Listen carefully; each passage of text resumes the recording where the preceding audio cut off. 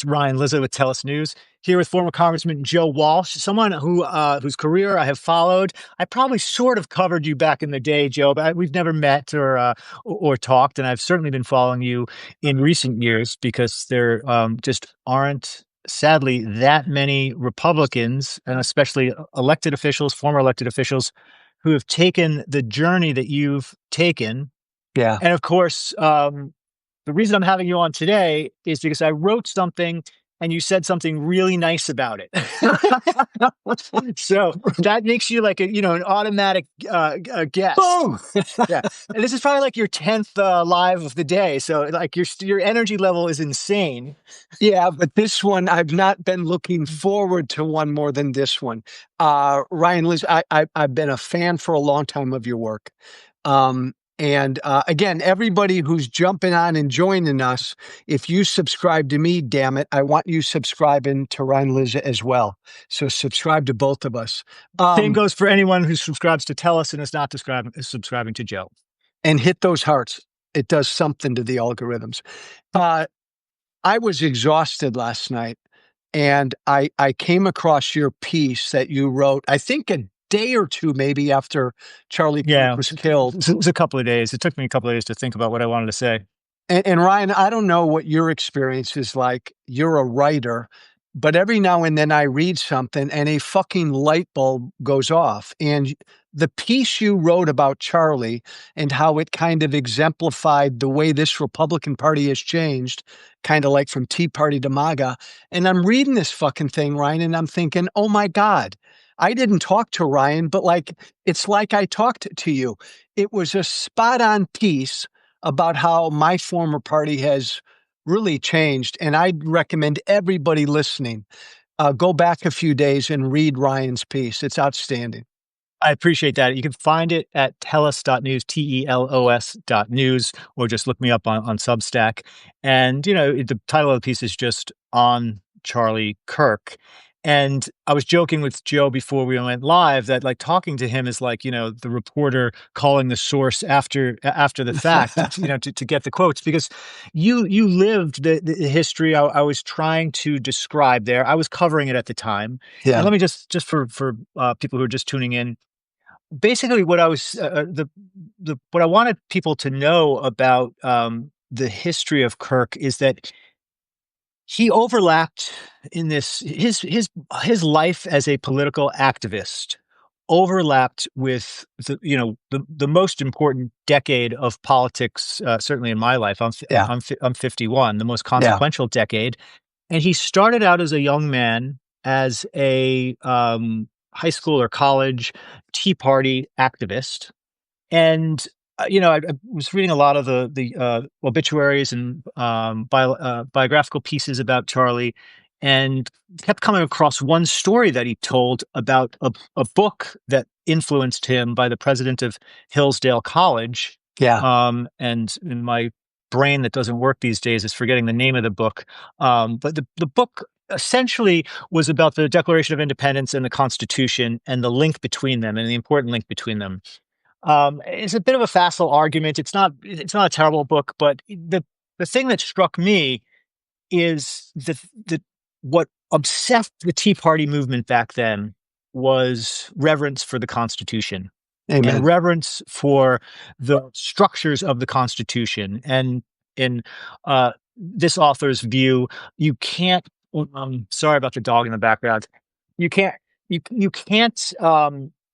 America can't live up to the principles and ideas of the Declaration without reverence for the structure of the Constitution. It's a nice argument that ties those two things together. But what's really important to me is, as you read this book, it's all about preventing an out of control executive. It's all about checks and balances. It's all about warning that the left is going to come along and there's going to be some kind of dictator-like, authoritarian, strongman-like leftist leader.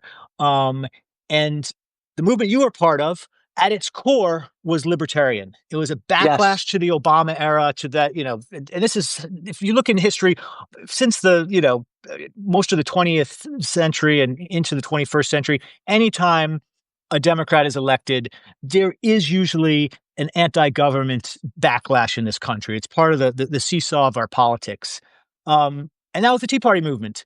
Yeah. And then the history I tried to trace here, Joe, I'm going to let you talk in a second, No, is keep that going. is that that that anti-government, libertarian-minded, uh, reverence for the Constitution movement, um, Donald Trump came along in 2016 and inverted the whole project. Mhm, And we can get into the details of why. And Kirk went from being galvanized by the Tea Party movement to becoming one of the leading activists of something, at least to me, is absolutely the opposite of the principles that that movement stood for, MAGA. And so that was the history I traced and how his life sort of bookended these mhm. these two these two really consequential periods. You You lived it. Oh my God, Ryan, and again, you summed it up so well, and I lived it, and that's what I felt like when I read your piece. Um, I met Charlie when he was 16 years old. I said often on TV last week, I felt like a son of mine died. He was like a Mm. political son to me. He helped in that first campaign when I got elected. He lived just outside my congressional district. Wait, He Joe, helped. remind people, for some of the people Yeah. who aren't who might be new to the conversation, where you represented, what years you were in Congress. So it was the Illinois 8th District, the far northwest suburbs of Chicago. Um, I got elected in that Tea Party wave of 2010. Yeah, Lasted a term, and then I was the victim of redistricting. But Charlie, you're right. He I was don't a mess around young. in Illinois with redistricting either. Oh my God, I got screwed by Democrats and Republicans. Um, but Charlie was a 16-year-old young Tea Party guy. I was an older Tea Party guy. I became his mentor. I Hmm. helped him launch TPUSA. And Wow. Ryan, you're so fucking spot on. The whole point of Turning Point was it was all about the economics. It was all about introducing free markets, capitalism, and free trade onto college campuses. Socialism sucks. That was their big thing. It Yeah, was all. It was all the economics. So then for 5, 6, 7 years, I was his favorite political figure. I spoke at all their events. I was his mentor and advisor. And then Trump comes along in 16 and everything changes. And he, Charlie, like all of my former colleagues who you know, they all had a fucking decision to make. Do I abandon all this shit I believe in to get on that train because that's where things are going or not? And yeah. Charlie decided to get on the Trump train at a very young age. Um, And it was really personal to me because, again, he was like a son. So then he and I have been estranged for the last 6, 7 years. What was the last time you talked to him? Way Mm. back then? So I publicly came out against Trump in 17. I think it was, we just communicated for about a year and a half privately, and then that Yeah, was it. Because, and this is so weird, Ryan, like I abhorred everything he said and did. yeah, And it got to the point where like he and I could hardly even communicate privately anymore. yeah. Of Um, course. because as you said, like the Tea Party became MAGA, and so we all had a decision to make. And MAGA was where all the money was. MAGA was where the voters were. And all of us who decided, no, I'm still Tea Party, we were out of it. It's so interesting to in that period. I think people might be interested in just to go back, and I mean, these stories have been told many times by people like you and me. But I remember covering it. I was at the New Yorker at the time, and the conversation that the conversations that I remember the most in that 2015 2016 era in talking to Republicans on the Hill Yeah. was the 2015. He got in the race in the summer, and all through the summer and fall, it was just trashing him. Yeah. He's a disgrace. He doesn't represent anything we stand for. And then there was one conversation I had with a member who later went on to work in the Trump administration and actually got pushed out back in the days when scandals mattered. And I probably shouldn't say his name because I don't remember the basis of this conversation, but Yeah. he, I remember there was a moment when he said, um, "Things are changing. All of my," and it wasn't about his colleagues in Congress. Yeah.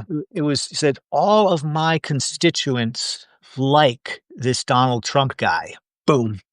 And And then you had that conversation with another person, and you saw that, people think a lot of people know this history. Trump just bypassed yeah. all of the elites in the party, went straight to the voters. And this is what, this is the power of populism. And, those people changed the minds of a lot of your colleagues. And And, so yeah, Ryan, you're right. And so this is what makes me a really weird figure because, and you and I know all the Never Trumpers, the Bill Kristols, all of them, Charlie yeah, Sykes. I'm the only like Never Trumper who literally comes from the MAGA base. Like I was the elite Republican elites hated me. That yeah. fall Right, of and go I know ahead. that some people don't like this term, but, like, a lot of the Never Trumpers come out of the kinda neocon wing, Yeah, and that wasn't you. You were more of a libertarian. I was a libertarian, hardcore MAGA, and people forget. Like I voted for Trump in 16. I didn't pay attention to him. I didn't take him seriously. But I'll never forget, Ryan, that, and you probably remember that, like very first debate when there were like 18 of them on the stage in the fall of 15. Those Republican candidates, and Trump started to say is crazy, stupid, weird, mean shit. Yeah, And I'd be getting calls from all of my Republican elite friends who were laughing, saying, "Don't take him seriously." But I was a talk radio guy at the time, and everybody, the base calling into my show, they were all saying, "Finally, Joe, fucking A, finally there's somebody who gets it." So yeah. right away, like I saw, okay, there's a real schism here. And then I came from the base and you could see the base was with him. So I'm sure you've talked about this many times, Joe, but I haven't had the chance to ask you, what was it that finally made you, break with, I mean, your livelihood? You could have made a ton of money. There were all sorts of institutions that were being funded. I mean, very, very few people like you at the end of the day, and especially as you point out, ideologically like you, sort Yeah. of more populist, grassroots Republicans who were part of the Tea Party movement. They all became MAGA. It's not like the Bill Kristols and some of the Charlie Sykes and some of the Cheneys. What was it that led you to that decision? And Ryan, you're being very generous and gracious. Back then, when you're covering this shit, and I'm in Congress and then I'm in right wing media, I was a divisive MAGA Tea Party asshole. I Yeah, mean, I remember. yeah, I was. I mean, I come from that base. Um, and so then he wins. And by the way, like I went, the Tea Party was a disruptive movement. I went to Washington in 2010 to burn it down and blow it up and start over. I was pissed at both parties, all of this debt, blah, blah, blah. So Yeah, I wanted disruption. I didn't take Trump seriously. But then but I knew why my base wanted him because they wanted disruption. So then he wins, and I'm on talk radio all over the country. I'm on Fox News every day, but he wins. And then I have to start paying attention to him. And Ryan, paying attention to him every day after he won that first time, like he lied every time he opened his mouth. yeah, He wouldn't accept the fact that Russia fucked with our elections to help him. He yeah, took that personally. And I remember coming home about a month and a half after he was sworn in. I was the poorest member of Congress when I was in Congress out of all 435. But then when I'm on the radio and Fox News, for the first time in my life, I'm finally making money. But I came home a month and a half after he was sworn in, and I turned to my wife and I said, this isn't going to end well. I can't stay on this thing. I found him to be cruel, evil, and then, as you said in your piece, like the antithesis of everything I thought I talked about in the Tea Party. So I knew it wasn't going to end well, but you asked me, why did I do it? I couldn't have fucking lived with myself if I hadn't. Yeah.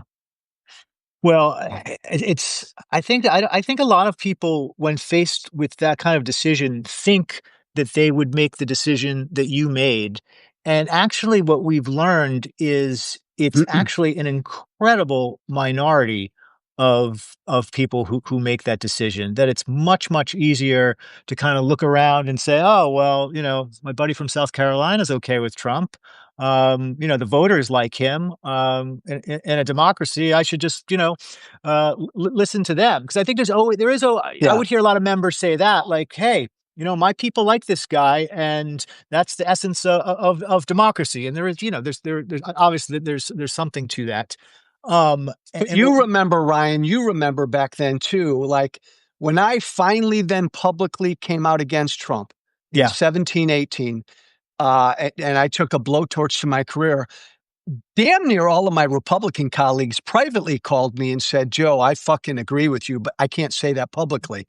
Now that's changed because the Republicans have changed now. But yeah. back then, most of them didn't like him privately. Yeah, they were, and this became a cliche in journalism, is, Yeah. all of the public comments praising him or being neutral, but privately talking to reporters about, "Oh, of course I can't stand him, and, he's terrible to women and this and that, and I would never tell my kids to emulate him." Now there's not as much as that, No, no. anymore. Now privately and publicly, it's, just to defend him at all costs. So, but I think what we've learned, and Joe, whenever I talk about what the crazy shit that Donald Trump does, I don't Hmm. spend a lot of time on his rhetoric anymore, Hmm. because we know he lies about everything. We know that there's no relationship between the truth and what comes out of his mouth. He doesn't think in terms of like what's true or not. It's completely situational. Whatever he needs to say in a given moment, he says, and it's gotten worse over time because Yeah. he's gotten away with so much. So I don't spend a ton of time on his rhetoric necessarily, because you never know which parts of his rhetoric are actually you know, crazy shit he says is actually gonna have teeth Right. policy-wise going forward. So I try and spend a little bit more time on the executive orders and Yeah. the policies, the stuff that we know, like, "Oh, okay. Yeah, he's been saying this for a couple of years. Now he is actually doing it." That's really important. Um, I lost my train of thought here. But I guess what I wanna ask you is And by the what way, Ryan, yeah, to that point, to help you with your train of thought, yeah. I remember back in Congress, the Tea Party, the Freedom Caucus, us guys, if Barack Obama even looked at a pen or a Oh, phone to do an executive order, Jim Jordan and I, we would call a press conference and go ballistic. And now here we are 12, 13 years later. He's literally a fucking tyrant. yeah. And the movement now supports the Alright, this is tyrant when exactly we, where I was go this is exactly the oh, question I wanted to ask. So, explain that to me, like, so this is whenever I talk about something lawless, the lawlessness of Trump, when serious legal scholars convince me that that stuff he's doing is not constitutional, when I see the massive accumulation of power in the executive that is going on, um, what I always say is the only important thing is, will people of his own party stand up to this? Will they actually criticize him? Because nothing is going to change until there's that kind of break. And it does really I know negative partisanship is a powerful drug, and these guys up there always want there's a knee-jerk reaction to just engage in whataboutism and say, "Oh, well, Obama did something worse," or I could point to something that Reagan did that's not that different than the executive order that Trump did. You could always point to something. Uh, but Trump is accumulating so much power so quickly. He is destroying checks and balances so fast that I don't understand how the leadership of the Republican Party thinks this is going to work out okay when a Democrat becomes president. I mean, obviously, I suppose they could just flip on everything, but what's like your view Mm. of that just that silence about all of it? So I not to address the leadership, I can tell you now, a couple years removed from it, as I look back now, I think this is kind of what my colleagues wanted all along. And Charlie Kirk's an example of this. Like, I always thought there were two strands to the Tea Party movement. One was limited government freedom, do something about the debt, no tyrants, no kings in America. But the other strand, Ryan, was all of this culture shit and nationalistic shit. And what I would hear from folks over the years that, Joe, I want 1954 back when America was this. And they would tell me that over and over. And so what used to be the Tea Party, which is limited government, it became no fucking A. I want an authoritarian government to give me the America Yeah, I want. yeah, That's what it changed, or as you said, inverted into. Charlie Kirk represented that. He was one of the largest voices of that. No, fuck it. If I'm fine with a tyrant as long as he gets us back our America. I've heard that for 7 years from the base, over yeah. and over. They're fine Th- with it. This is the most. This to me is one of the most interesting and scariest Yeah, parts of what we're witnessing, because and I'm actually going to write about this this week as a sort of follow up to that piece. It goes exactly to your point here. And one of the things, you probably are familiar with this whole strain of thought, red Caesarism, Joe. And for yeah, people who don't know, it's exactly what you just described, a kind of right wing view that the country was already lost to the left, that the Constitution was already undermined, yeah, that democracy was already, plundered by the left, and that the only course of action is some kind of strongman with yeah. with noble intentions to bring things back to some golden age. And Mhm. I don't want to pretend that there are that many deep thinkers who understand this idea of red Caesarism, but in practice, a lot of Republicans now, or people on the right at least, um, uh, talk about this. Basically, just using the power of the state to change the Yes, culture, punish enemies, yes, destroy and smash the left. And that already existed. And I think yeah, policy wise, the Trump administration was moving in that direction.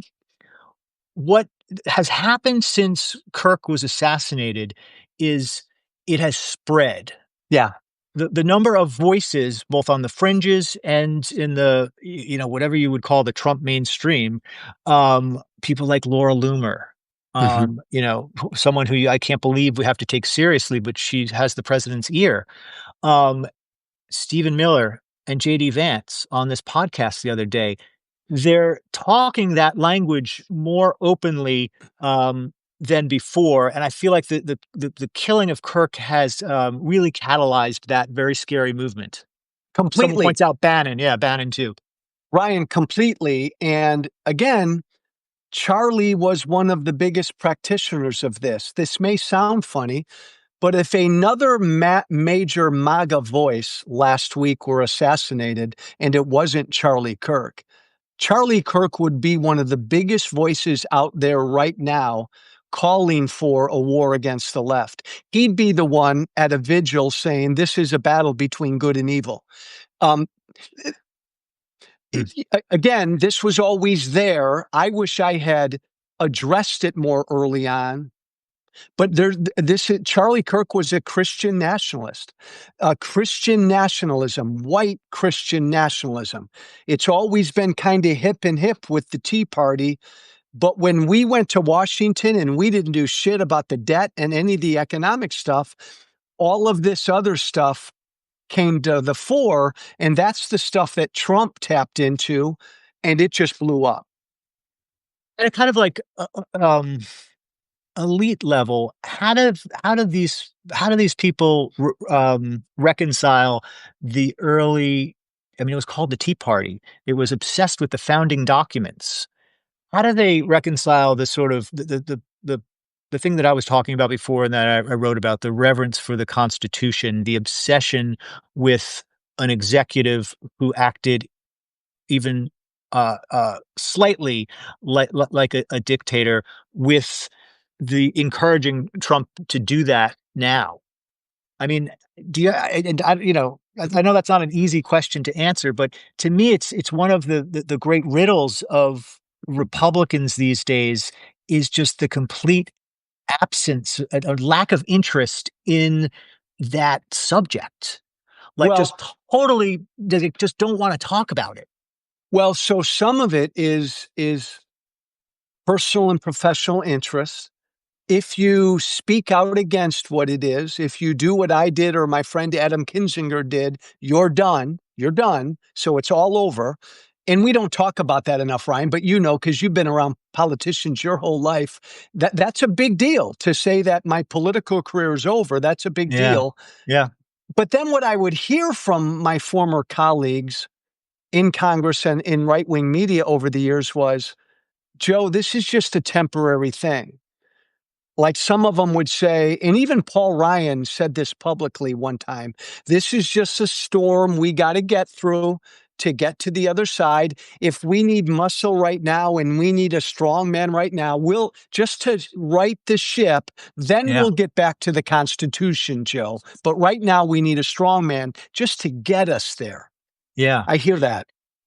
Is it let's talk about the left a little bit. To the extent that, the left made mistakes and opened the door to this. I'm sure you get asked this by Democrats.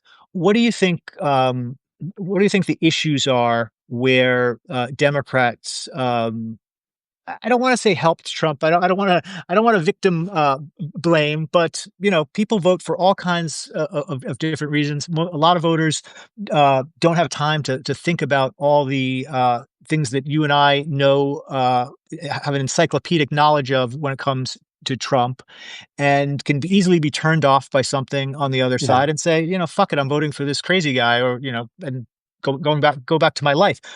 What do you, what do you think, what do you think about that issue? What did they screw up? Um, the party became elitist, out of touch, and in love with their MSNBC bubble. So, Ryan, when I got elected to Congress 12 years ago, in my far northwest suburban district, most college educated people voted for me, voted Republican in the suburbs. That's completely flipped. So I'm out there every day last year, this former Tea Party guy campaigning for Kamala Harris. All good. I'm campaigning for Kamala Harris every day last year in all the battleground states.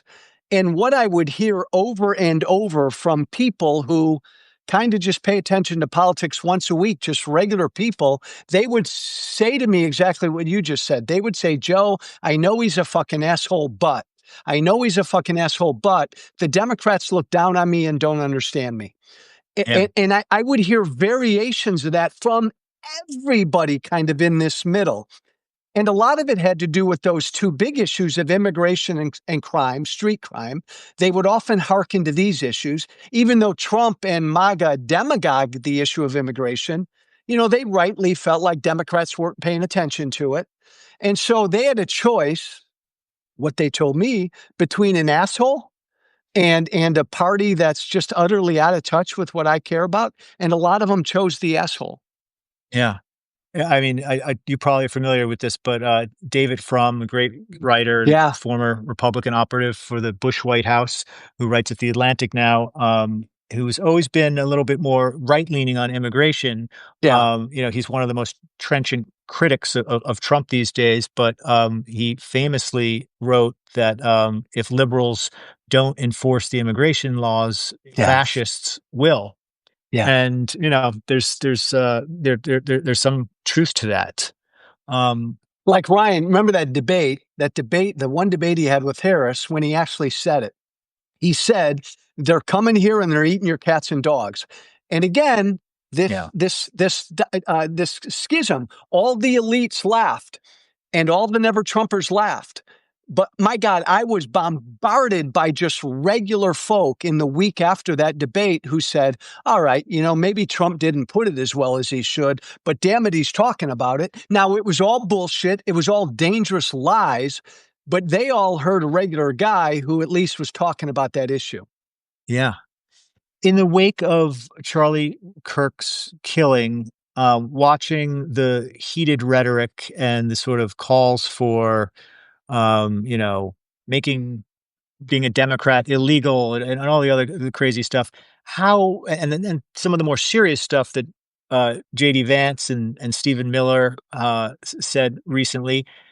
How worried are you that this is going to be a kind of bloody shirt that is waved now, and that this is going to, you know, when anything crazy happens these days, Joe, I usually say, we were not gonna be talking about this in a week because because that's what happens all Yeah. the time. I mean, almost on a daily basis, Trump will say or do something that would have been a career-defining, career-ending story for, previous presidents.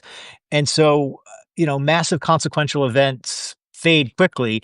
Um, what do you think of this? Is this going to be something like January 6th or the assassination attempt against Trump that like defines the right in a way for a while? I think for a long time. I think it's the bloody shirt. I think it's the catalyst to the civil holy war, sadly, that my former friends, colleagues, and supporters on the right want. And they tell me that. Um, Forget about Trump because he's just a bad guy and an idiot, but everybody else around him and all the other big MAGA voices, and Charlie Kirk would be saying it if he were still with us right now, they want a holy war. They want a civil war. When they say good versus evil and this is a war on the left, man, this is the match that now lit it. And so you look, people celebrating what happened to him, some of the voices on the left, you're failing basic human decency. But it's much more dangerous what people on the right are doing, many more of them using this death to push this holy religious civil war that they want and I think is coming. I mean, when you say civil war, what are you talking about here? I mean, you're talking about a shooting war? I mean, you're talking about what? If you ask the average MAGA Trump voter Yeah, pre the shooting, but certainly now post the shooting, they want America to break up. They don't think we can be together anymore. Now they don't know what that means, and they don't know how that looks. And like Marjorie Taylor Greene, who by the way really speaks for the base, and by the way speaks for the base more than almost anybody. Look what she's doing with the Epstein stuff. yeah. Marjorie came out a couple days ago and just said, peaceful. Let's just have a peaceful divorce. Let's break up. That's where they are. So they haven't thought it through. But when I say a civil war or a holy war, they basically no longer believe we can all live together as one country. This stuff, sometimes I just wonder if this is, like, you know, a lot of, if this is just, elites on both sides or politically engaged people on both sides having arguments with themselves and, leaving the rest of the country kind of, behind with some of this. I mean, do you think we're at a different point where politically, you know, that much more of the population is engaged with this kind of thing? And, I don't know. I mean, I wonder how many people knew who Charlie Kirk was before, this happened and became such an explosive issue. Very few. I, I guess, yeah. the conversation that people like you and I have, it's always hard for me to tell how, and Marjorie Taylor Greene and most political actors that we follow and look at closely, it's hard for me sometimes to wrap my head around. Are we just terminally online and overly engaged with these debates and way, way, way ahead of where most people are?